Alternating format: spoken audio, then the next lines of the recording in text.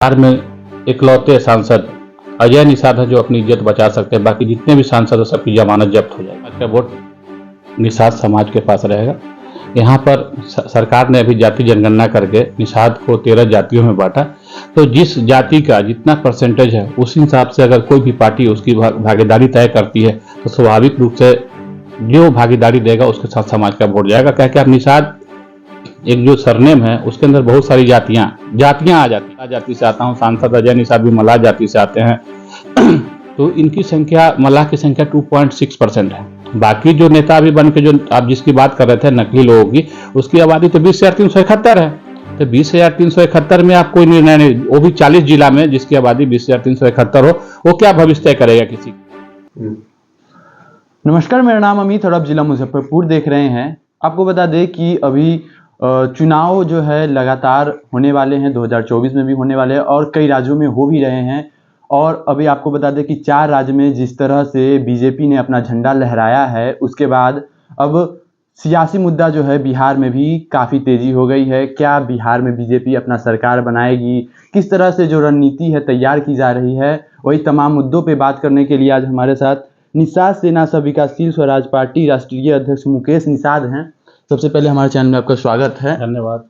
अच्छा, जिस तरह से बीजेपी ने अपना झंडा लहराया है और देश में जो मोदी जी हैं लगातार सबसे अलग अपना जो है रुतबा रखते हैं, तो क्या किस तरह से बिहार में इस बार रहेगा रणनीति? देखिए, जिस राज्य में बीजेपी चुनाव जीती है वहाँ पे मोदी जी के अलावे उस राज्य में भी बीजेपी का एक बढ़िया संगठन है और ईमानदार नेता हैं। उसकी अपेक्षा बिहार में नहीं है। बिहार में अगर आज मोदी जी का नाम माइनस कर दे तो बिहार में इकलौते सांसद अजय निषाद हैं जो अपनी इज्जत बचा सकते हैं। बाकी जितने भी सांसद हैं सबकी जमानत जब्त हो जाएगी। और इसका उदाहरण आपको देखने को मिला होगा। एक बीजेपी के सांसद और मंत्री भी हैं भारत सरकार में, एक सभा किए थे बापू सभागार में, 100 से 150 लोग जुटे थे। तो आने वाला समय में अगर बीजेपी संज्ञान नहीं लेती है, अति पिछड़ों की बात नहीं करती है, अति पिछड़ों की भागीदारी नहीं करेगी सुनिश्चित, तो बीजेपी के लिए राह बहुत कठिन होगा। मतलब बिहार में अगर अति पिछड़ों को नहीं देखा जाए तो बीजेपी के लिए जो है जीत पाना काफ़ी मुश्किल होगा। हाँ बिल्कुल, 36% आज की जो सरकार ने जो डाटा अति पिछड़ों की जो सार्वजनिक की है वो तो डाटा से मैं सहमत नहीं हूँ। फिर भी जो डाटा है उस पर भी 36% आबादी अति पिछड़ा समाज की है। तो 36% एक निर्णायक आबादी किसी भी चुनाव को रिजल्ट को परिवर्तित करने के लिए काफ़ी होता है। और उस पर अति पिछड़े के लिए कोई रणनीति नहीं है बीजेपी में। जो भी लोग हैं, जो ऐसे लोग बीजेपी के महंत बने बैठे हैं बिहार में, जो अपनी जाति के 5 वोट दिलाने की हैसियत नहीं है, वो बिहार के बीजेपी के दूसरी जातियों का राजनीति तय करते हैं। तो ये तो बीजेपी के लिए खतरा है ना बिहार में। और बीजेपी चाहती है 24 में बिहार से अच्छे सांसद जीत के जाए। तो ऐसे महंतों को जो नकली है, जिनका 5 वोट का औकात नहीं है, उनसे भाजपा को सचेत रहने की आवश्यकता है। अच्छा, आप भी निषाद समाज से आते हैं, तो आने वाले समय में जो मुकेश सहनी हैं लगातार जो है बड़े बड़े दावे करते हैं, कभी 4 करोड़ के बस से घूमते हैं, हेलीकॉप्टर से घूमते हैं, रैलियां करते हैं, तो जो निषाद समाज का वोट है वो किसको जाएगा? देखिए, निषाद समाज का वोट निषाद समाज के पास रहेगा। यहाँ पर सरकार ने अभी जाति जनगणना करके निषाद को 13 जातियों में बांटा। तो जिस जाति का जितना परसेंटेज है उस हिसाब से अगर कोई भी पार्टी उसकी भागीदारी तय करती है तो स्वाभाविक रूप से जो भागीदारी देगा उसके साथ समाज का वोट जाएगा। क्या क्या निषाद एक जो सरनेम है उसके अंदर बहुत सारी जातियां आ जाती है। पहले कुड़ी थी, लेकिन अब जातियां सरकार ने जो सरकार की जो आज की जो सरकार है जातियों में बांट दी। जैसे मैं मल्लाह जाति से आता हूँ, सांसद अजय निषाद भी मल्लाह जाति से आते हैं। तो इनकी संख्या मल्लाह की संख्या 2.6% है। बाकी जो नेता अभी बन के जो आप जिसकी बात कर रहे थे नकली लोगों की, उसकी आबादी तो 20,371 है।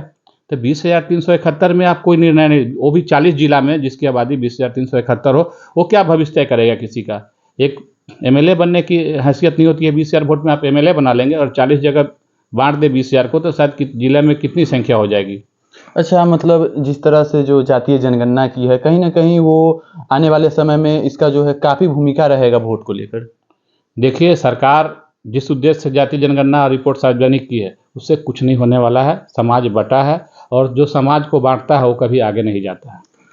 अच्छा, समाज को बांटा है, उसके बाद इंडी गठबंधन जो किया गया था उसको लेकर क्या कहिएगा? कोई गठबंधन नहीं, परिवारवाद का गठबंधन है। कोई बेटा को स्थापित करने में लगा है, कोई भतीजा को स्थापित, कोई बहू को स्थापित, वही गठबंधन है। बेटा भतीजावाद गठबंधन है। देश हित में नहीं है गठबंधन। आज नकार दिया ना, देश के लोगों ने 4 राज्य का जो रिजल्ट आया, सारे लोगों ने इस जाति जनगणना को नकार दिया ना, तमाचा दिया। जनता ने तो तमाचा मारा ना इन लोगों को, ये तुम्हारा परिवारवाद के देश खिलाफ है, भ्रष्टाचार के खिलाफ है। मतलब कहीं न कहीं जो है वह देश के लिए नहीं, अपने परिवार के लिए जो है राजनीति कर रहे हैं ना? देखिए ना आज बिहार की, देखिए ना बिहार की स्थिति क्या है।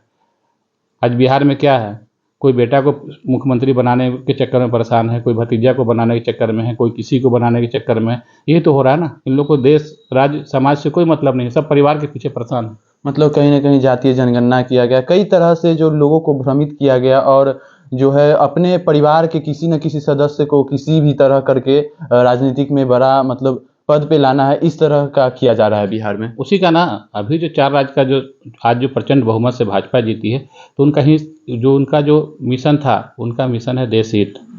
कैसे एक अच्छा देश का निर्माण हो, देश मजबूत कैसे हो, समाज के जो अंतिम पायदान पे जो व्यक्ति खड़ा है उस पर समाज का जो सरकार की लाभ है, योजना कैसे जाए, वो सरकार कर रही थी। इसलिए आज बीजेपी की प्रचंड जीत हुई है। यहाँ पर 2 राज्यों में कांग्रेस की सरकार थी, फिर वहाँ ने कांग्रेस को नकार कर भाजपा को लोग मौका दिया। तो मोदी जी के मिशन को लेकर, मोदी जी का जो लक्ष्य है, उद्देश्य है जनता के, देश के प्रति, उस उद्देश्य की जीत हुई है। परिवारवाद के खिलाफ लोगों ने वोट दिया, आतंकवाद के खिलाफ लोगों ने वोट दिया, भ्रष्टाचार के खिलाफ लोगों ने वोट दिया। आज जो जीत है, देश हित की जीत है। अच्छा, मुख्य उद्देश्य क्या रहेगा अगर बीजेपी को अपना प्रचंड बिहार में लहराना है तो?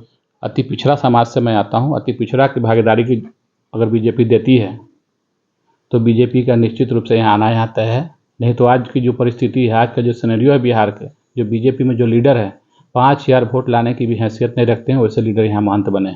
अच्छा, यहाँ के सांसद हैं अजय निषाद जी, उनको लेकर क्या कहिएगा? देखिए अजय निषाद ये कैप्टन निषाद का विरासत है। अगर बीजेपी के कोई नेता के दिमाग में ये भ्रम होगा कि मैंने अजय निषाद को सांसद बनाया, तो वो अपनी भ्रम को पहले दूर कर ले। कैप्टन निषाद जी का एक इतिहास रहा है और कैप्टन निषाद मल्लाहों के सच्चे नेता थे। उन्होंने किसी पार्टी का लेवल नहीं लगा कि बीजेपी से सांसद बने थे, जनता दल यू से सांसद। जिस पार्टी से टिकट लिए 96 के बाद, उन्होंने पीछे का रास्ता मुड़ के नहीं देखा।